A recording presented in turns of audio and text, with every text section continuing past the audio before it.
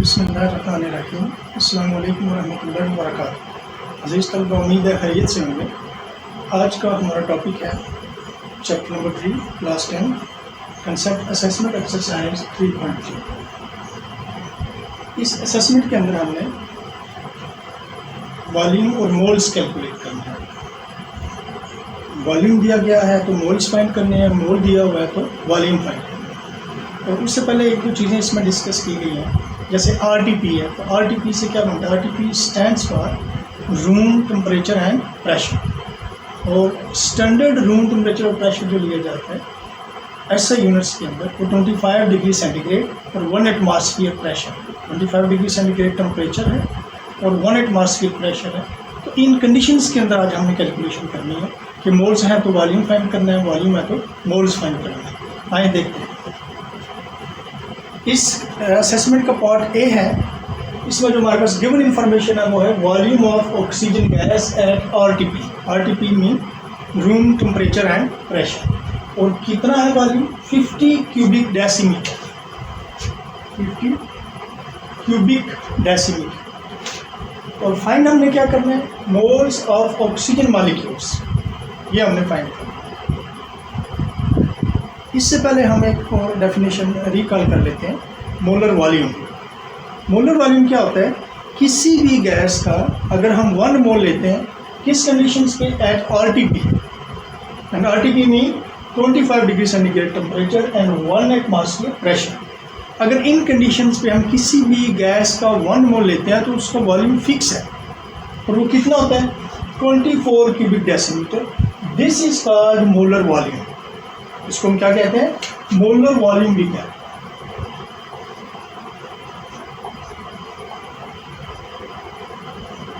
ये molar volume जो किसी भी गैस के लिए 1 मोल के लिए RTP पे हमने याद रखी है ये वैल्यू कि किसी भी गैस का 1 मोल जब हम RTP कंडीशन पे लेंगे तो उसका वॉल्यूम 24 क्यूबिक डेसीमीटर होगा। इस नाउन इंफॉर्मेशन के मुताबिक we know that 1 mole of any gas at RTP is equal to 24 cubic decimetre. और यहाँ हमारे पास गैस कौन सी है? ऑक्सीजन गैस है। और गैस याद रखें मोस्टली डायटोमिक स्टेट या ट्राइटोमिक स्टेट में होती हैं, O2, N2, H2, क्योंकि इस फॉर्म में ये स्टेबल होती हैं। एटॉमिक फॉर्म में गैसेस के एटम स्टेबल नहीं होते। जो ही कोई एटम बनता है वो फुल तौर पर दूसरे एटम के साथ मिलकर मॉलिक्यूल बना देता है। तो गैसेस मोस्टली मॉलिक्यूलर फॉर्म में एग्जिस्ट करती हैं और मॉलिक्यूलर फॉर्म के अंदर ही वो स्टेबल होती हैं। अब इससे पहले जो हमने असेसमेंट की है 3.1 तो उसमें हमने यही बात की थी कि जो इन्फॉर्मेशन हमें गिवन होगी उसको हम इक्वल से पहले लिखेंगे और जो चीज़ हमने फाइंड करनी होगी उसको हम इक्वल की उस साइड पे मीन राइट साइड पे लिखेंगे। अब गिवन क्या है हमारे पास?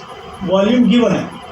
इसका मतलब है कि वॉल्यूम की जो डाटा लेना है हमने वॉल्यूम का वो लेफ्ट साइड पे इक्वल से पहले लेना है।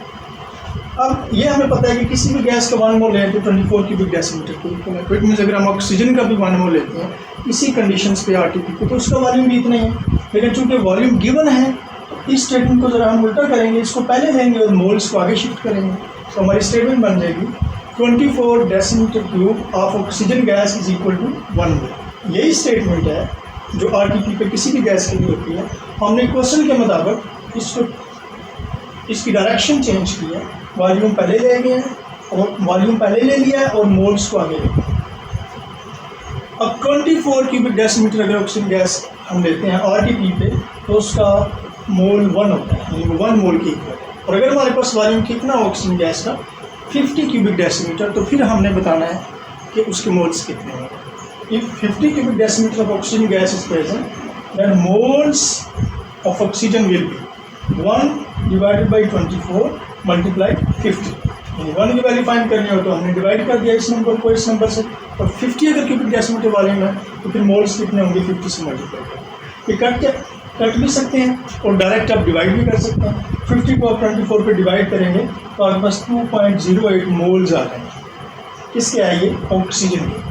अब यहाँ पार्टिकल्स होते हैं, ये मोल्स की डेफिनेशन में भी आपने पढ़ा है कि किसी भी मोल्स आए हैं 2.08, ये ऑक्सीजन गैस के मॉलिक्यूल्स के इतने मोल्स आए हैं। अगर RTP पे इस गैस का वॉल्यूम कितना हो? 50 डेसीमीटर क्यूब। ये था इस असेसमेंट 3.3 का पार्ट ए। अब इसी तरह हम इसका पार्ट बी सॉल्व करें। इस असेसमेंट का पार्ट बी पार्ट ए के अपोजिट है। पार्ट ए में हमें वॉल्यूम दिया गया था, हमने मोल्स निकालने थे, और पार्ट बी के अंदर मोल्स दिए हुए हैं और हमने वॉल्यूम कैलकुलेट करना है। अब जो गिवन इन्फॉर्मेशन है पार्ट बी की वो देखेंगे।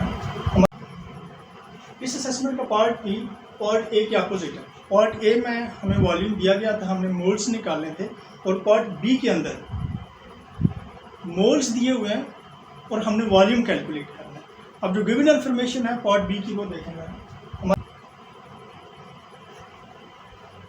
उसी तरह we know that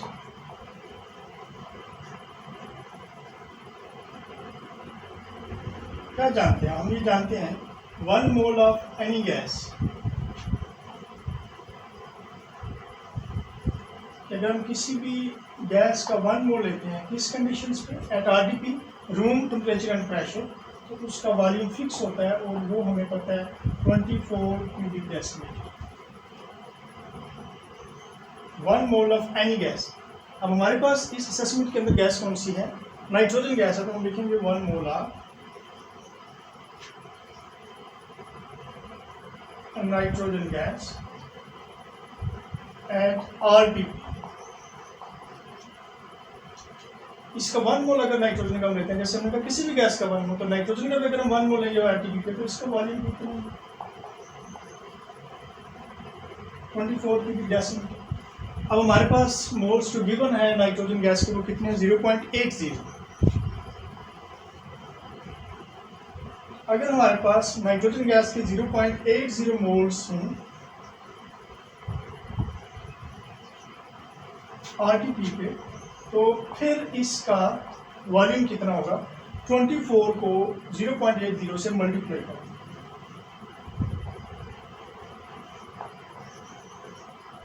ये हमारे पास आ जाएगा 19.2 क्यूबिक डेसीमीटर, और यही हमारा आंसर है। इस तरीके से हम अगर मोल्स दिए हुए हैं तो किसी भी गैस का वॉल्यूम कैलकुलेट कर सकते हैं। अच्छे तरीके से आपने इसको सुनना है, समझने की कोशिश करनी है। अगर आप अच्छे तरीके से इसको अंडरस्टैंड कर सकते हैं तो इस तरह के बेशुमार क्वेश्चंस, न्यूमेरिकल्स, एग्जाम्पल्स, असेसमेंट्स आप सॉल्व कर सकते हैं। अगर मोल्स दिए हैं तो वॉल्यूम फाइंड कर सकते हैं, और अगर वॉल्यूम दिया हुआ है तो मोल्स कैलकुलेट कर सकते हैं। Thank you. अल्लाह।